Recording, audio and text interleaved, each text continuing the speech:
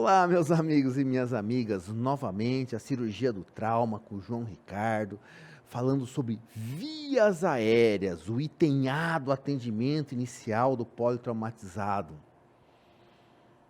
Etapa muito importante. Antes de começar, só vamos lembrar que essa etapa A é vias aéreas com proteção da coluna cervical. Pelo amor de Deus, não esqueçam da coluna cervical.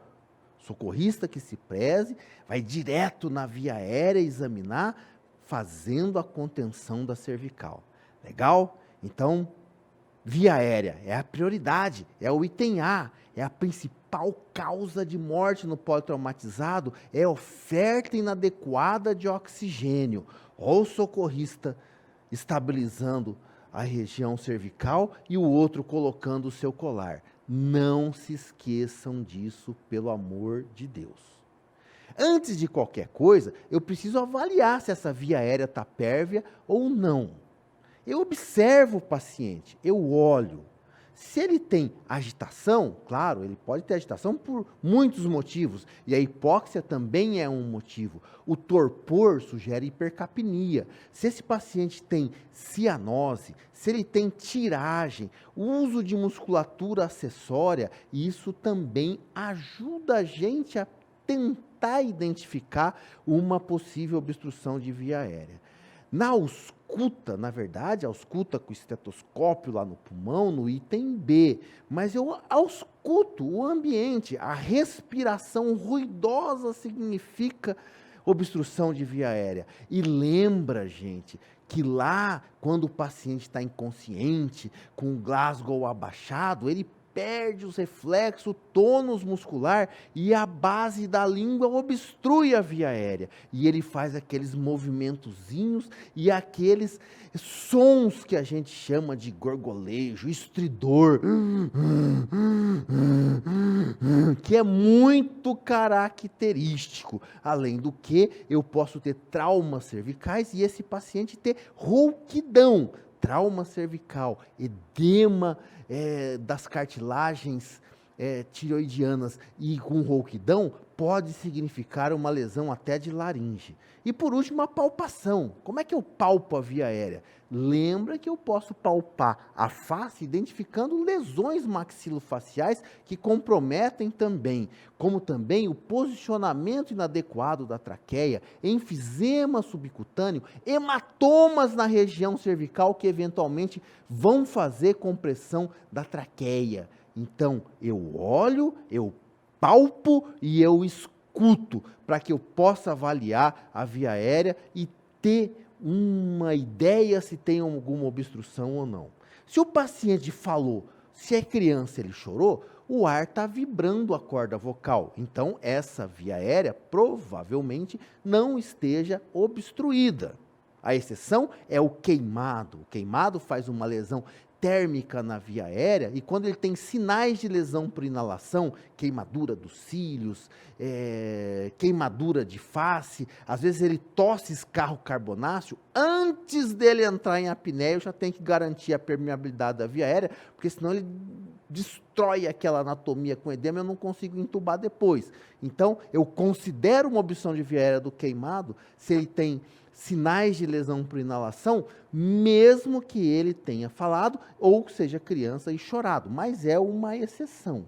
Agora, como todo politraumatizado merece oxigênio suplementar, estou avaliando a via aérea, máscara de oxigênio. Medida auxiliar importante é o oxímetro de pulso. Mas lembra uma coisa, gente, o oxímetro de pulso não substitui o exame clínico, não substitui a interpretação. Às vezes ele não está pegando uma saturação porque o paciente não tem pulso, não tem pressão, ele está chocado intensamente. Ou às vezes ele está com a saturação normal, mas com a frequência respiratória lá em cima. Isso não significa que esteja tudo normal. Ah não, ele está tranquilo, a saturação está 92.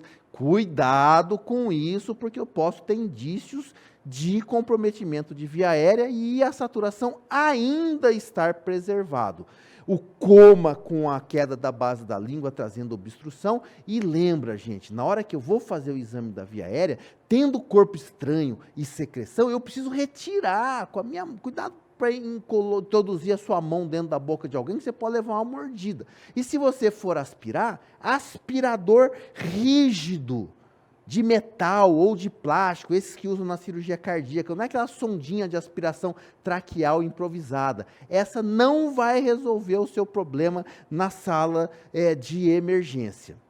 As etiologias de obstrução da via aérea, claro, eu tenho o coma, o Glasgow menor ou igual a 8, que é o TCE grave, com a queda de base da língua, é uma causa de obstrução. Mas o trauma de face, o trauma cervical, o trauma de laringe, que é esse que leva à rouquidão e o edema aqui das cartilagens, eles são causas de obstrução da via aérea. E como que eu vou abordar esse doente? Fixei lá a minha cervical, eu faço desde manobras mais simples até as manobras mais intensas, mais elaboradas, como obtenção de uma via aérea definitiva ou mesmo uma via aérea cirúrgica. Mas eu não estou autorizado a fazer uma via aérea cirúrgica sem antes fazer toda a sequência e toda a tentativa. Então, primeiro removendo os corpos estranhos, aspirando. Paciente está em coma, queda de base da língua, ele se beneficia muito da elevação do queixo. Cuidado para não fazer hiperextensão, que essa manobrinha aqui é danada. Ou então a protusão da mandíbula. Eu, pessoalmente, não é o correto, não, só faça isso. Não, é uma experiência própria. Eu prefiro a manobra de jaw thrust, que você vem por trás, você já garante a fixação da coluna cervical e elevando o ângulo da mandíbula, parece brincadeira. O paciente está lá. Na hora que você leva, ele... Tendo oportunidade, faça, que vocês veem que eu não estou mentindo. Agora, faça a manobra correta, que se você não fizer a manobra correta, você não vai aliviar a queda da base da língua. Outras possibilidades muito interessantes para aliviar a queda de base da língua são as cânulas, seja orofaríngea, que é a cânula de Guedel, seja a cânula nasofaríngea. Cânula orofaríngea entra pela boca e ela vai, olha só, de acordo com a curvatura, garantir a permeabilidade. Problema, induz vômito, se o paciente estiver consciente, ele rejeita a cânula. Então, é feito para pacientes que já estão lá com sua escala de Glasgow lá embaixo. Se esse paciente está debatendo, ou tem alguma dificuldade, uma boa opção é a sonda nasofaríngea. É uma sonda de silicone colocada pelo nariz, claro, não posso ter fratura de base de crânio, senão é contraindicado, e ela vai levar o arzinho lá na entradinha da laringe, depois da base da língua. É uma medida bastante interessante a cânula nasofaríngea. Eu, quando trabalhava nas ambulâncias do SAMU, na minha mochila de via aérea, não podia faltar uma nasofaríngea, que ela, não estimula vômito e o paciente tem uma tolerabilidade muito boa, diferente do Guedel, que só o comatoso aceita. Preciso fazer pressão na ventilação? Máscara de Venturi acoplado a uma unidade de ventilação manual, que é o chamado AMBU. Conecto mão em C e em E, conectando a máscara. Faço a minha ventilação e, claro, ausculta para comprovar. É uma unidade bastante interessante e para, inclusive, pré-ventilar quando você precisa fazer, por exemplo, obtenção de uma via aérea definitiva, quando você precisa entubar alguém. Você primeiro ventila com toda a paciência, prepara as drogas, checa se está tudo legal, com toda a calma do mundo, porque o AMBU, ele aguenta o tranco, principalmente se a sua base da língua não estiver caída. E aí entra o Guedel no inconsciente e a nasofaríngea naquele paciente que não está inconsciente. Então, um Guedel, uma nasofaríngea e um AMBU, você vai longe, só que você não previne contra vômitos, que é um outro grande problema da via aérea. Depois disso, fiz lá a minha ventilação, ainda persiste, o paciente não melhorou, e está em coma, eu não estou garantindo uma ventilação adequada, eu preciso da chamada via aérea definitiva. O que é isso? É a presença de um dispositivo, de uma sonda, com um CAF insuflado na traqueia. Essa é a definição ligada a uma fonte de oxigênio, seja manual, um ambu, seja ela mecânica, um ventilador. Então, essa é a via aérea definitiva, cujas principais indicações são a apneia, proteção da via aérea por vômito, o Glasgow abaixo de 8 no TCE, risco de obstrução por lesão de traqueia ou laringe, com hematoma cervical ou retrofaríngeo. Cuidado aqueles pacientes que foram operados de tireoidectomia. Não é lá no trauma, não, lá na sua enfermaria. De repente faz um hematoma, comprime e morre por obstrução da via aérea. E uma intubação pode ser salvadora. Fraturas maxilofaciais graves, incapacidade, você está lá com a sua máscara, você não consegue garantir uma ventilação adequada, então você precisa de uma via aérea definitiva. E esses pacientes, quando têm paralisia neuromuscular, seja elas por problemas patológicos, ou mesmo quando eu aplico um agente anestésico, um curare junto, que eu tenho paralisia muscular na anestesia geral, eu preciso permeabilizar essa via aérea, através de uma via aérea definitiva. Para fazer intubação orotraqueal, eu preciso checar se meu material está adequado, se ele já está em apneia, em coma, Glasgow 3, etc. Eu não preciso fazer drogas, eu posso simplesmente intubar, e a introdução dessa sonda com um balão através da epiglote. Então, o laringoscópio entra lateralmente a língua, lá na valécula, ele levanta a epiglote. Olha lá, a epiglote levantada, você tem acesso à corda vocal. Não passe o tubo se você não tiver essa visão, porque provavelmente ele vai entrar no orifício inferior, que é o esôfago.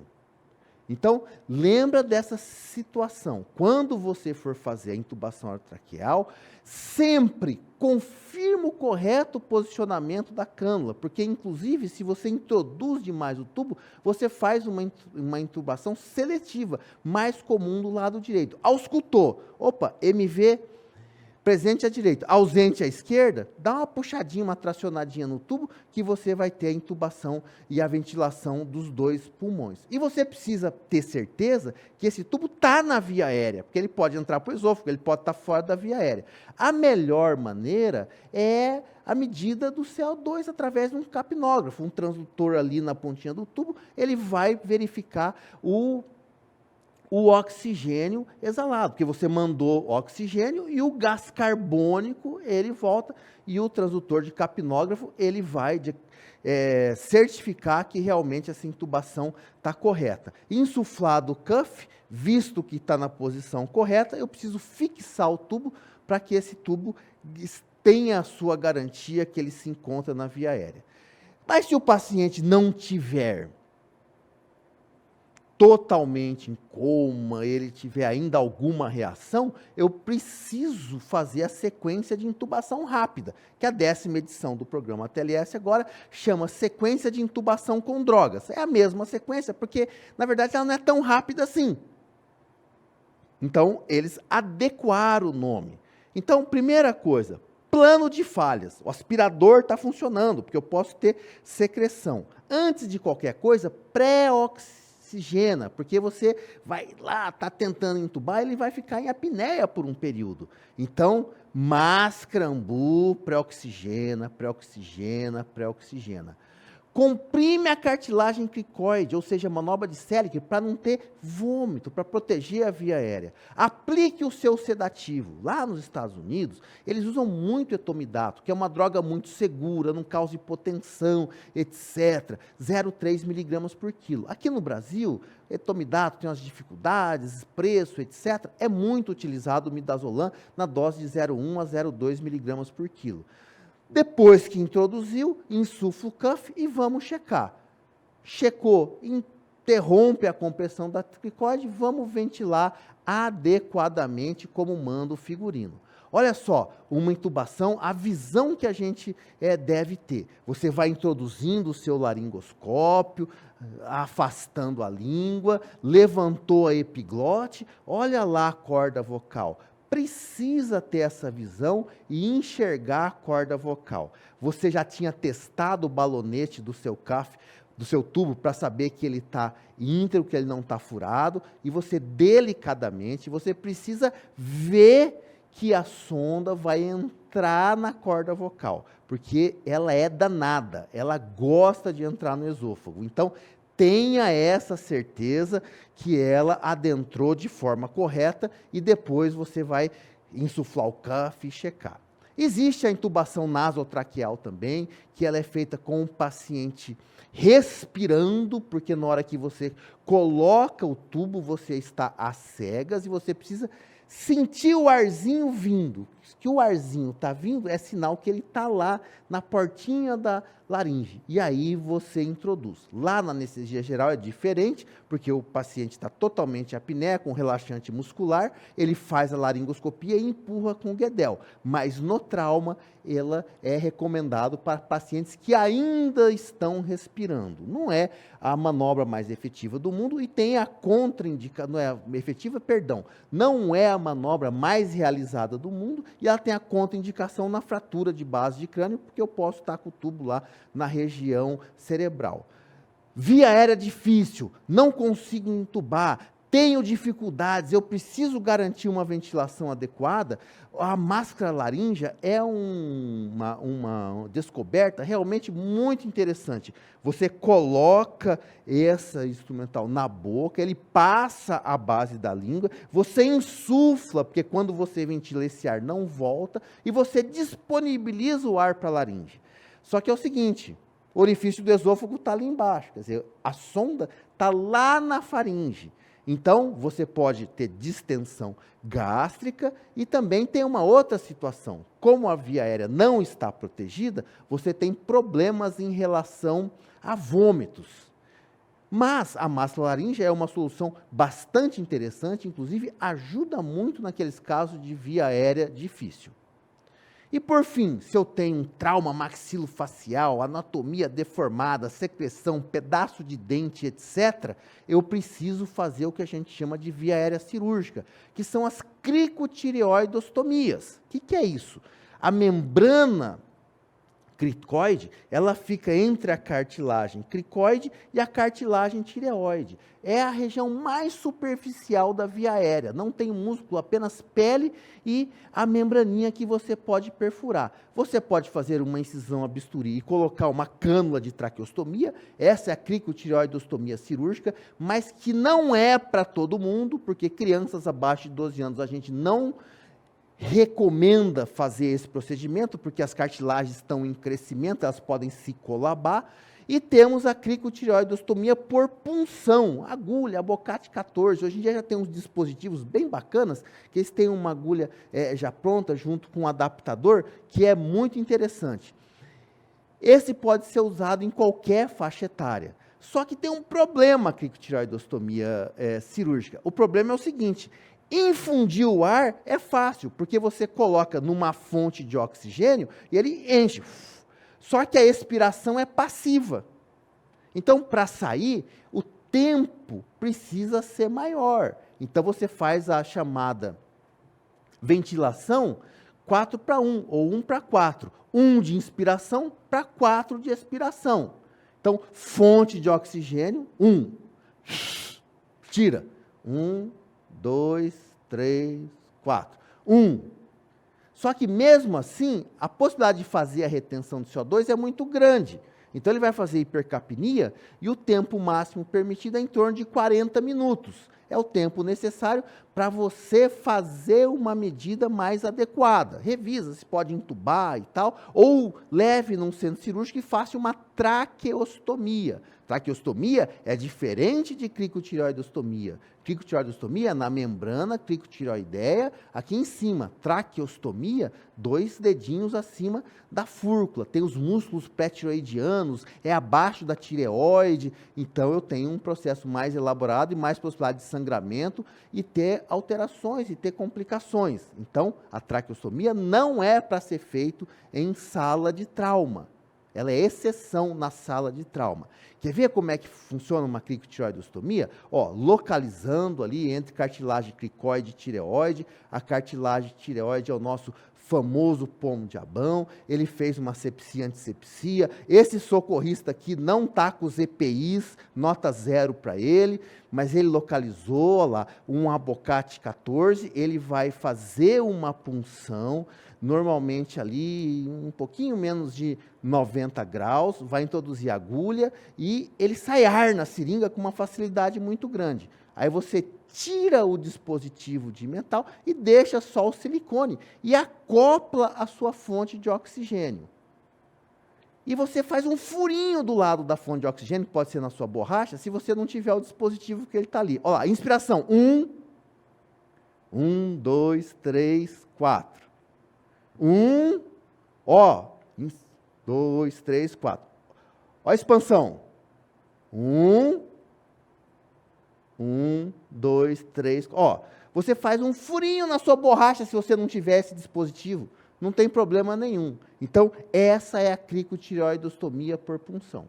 E, ó, finalmente, para vocês não esquecerem, a traqueostomia é diferente de cricotireoidostomia. Traqueostomia não faz parte do atendimento inicial do polo traumatizado, com exceção do trauma de laringe, da fratura de laringe, que ele está com um grande hematoma aqui entre a cartilagem tireoide e cricoide, quer dizer, você perdeu a definição anatômica e esse paciente tem uma rouquidão, um estridor muito grande. Então, esse paciente, exceção, sendo cirúrgico, vamos fazer lá uma traqueostomia na medida do possível. Sacaram os cuidados com a via aérea? E tem vias aéreas e coluna cervical. Grande abraço.